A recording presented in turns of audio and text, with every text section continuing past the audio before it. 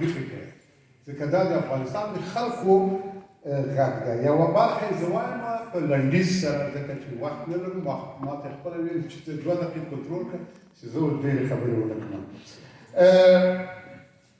لومړی خو ډېره زیاته مننه جناب سادات صاحب نه او د دوی د ډېرې درنې ټولنې او تاسو ټولو عزیزان نه چې دغسې یو زمینه او امکان مو برابر کړو چې دا خبرې وشي.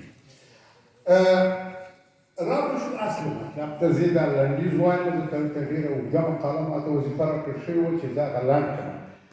د افغانستان د حالاتو باندې که موږ تاسو خبرې کوو له موږ نه تاسو ډېر ښه پرې پوهېږئ. هېڅ ضرورت نشته چې موږ تاسو ته تکرار کړو. همدا اوس په دوحه کې چې مذاکرات روان ول موږ ژورنالستانو ته ته انعکاس ورکوو له دوحې نه او له کابل نه او له امریکې نه چې تاسو ورسره خبرې کولې د امریکې او د نړیوالو سازمانونو استازو ورسره خبرې کولې د سولې دپاره. موږ هم ډېر خوشحاله وو.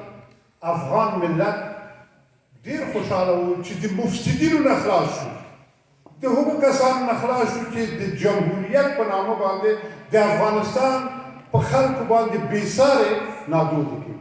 تاسو ولیدل هره ورځ ما شخصا خپل 5 ورونه د لاسه ورکړل شهیدان شول. زه نه وایم چې شهیدان شول د څه شي دپاره؟ د سوسیالیزم دپاره، د کمونیزم دپاره، د اسلام دپاره، د جهاد دپاره که د طالبانیزم دپاره. زه خو هېڅ پوه نه شوم.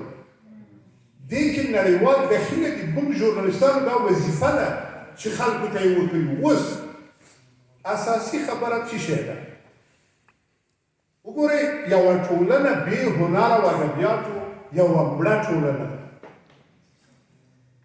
یوه ټولنه بې له ژورنالیزمه، واقعي ژورنالیزم، هغه ژورنالیزم چې د وخت واقعیتونه بیان کړي او اصول او د خلکو غږ دا څرګند کړي.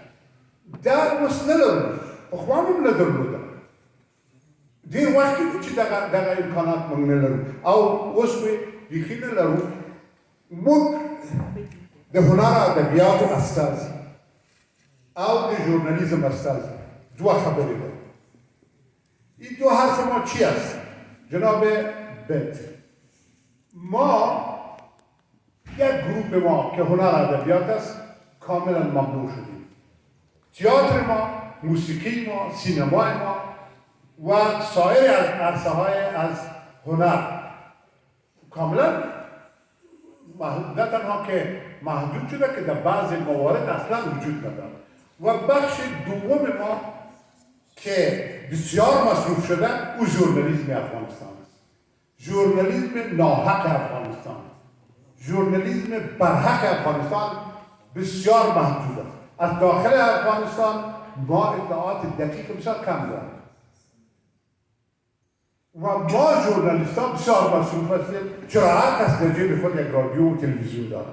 همین تلفن را که هر کس داره همین را میگیره، یک تصویر را میگیره یا خودش میسازه یا توصیه میکنه که بسازه برای یک کسی، برای یک رادیو، تلویزیونی، برای یک مرجع و از او پول در بیاره.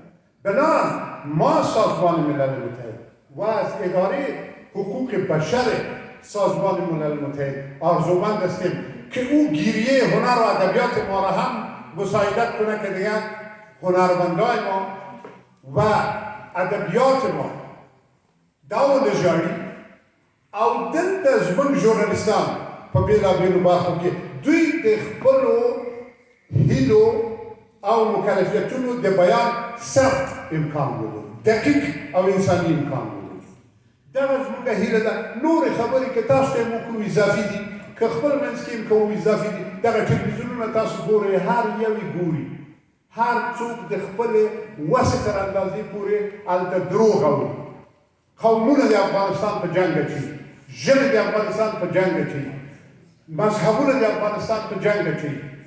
افغانستان زموږ د ژورنالیستانو، هنر ادبیاتو یا د فرهنګیانو په فکر و عقیده یو واحد هېواد ده، نه تجزیه کېدونکی هېواد ده او دا ملت هماغسې چې ډېره پخوانۍ تاریخچه لري، په آینده او راتلونکي به هم دا ملت ژوندی ستاسو په مرسته حکومت چې نړیوال دا واقعا له موږ سره مرسته وکړي. ډېره زیاته مننه. کور مو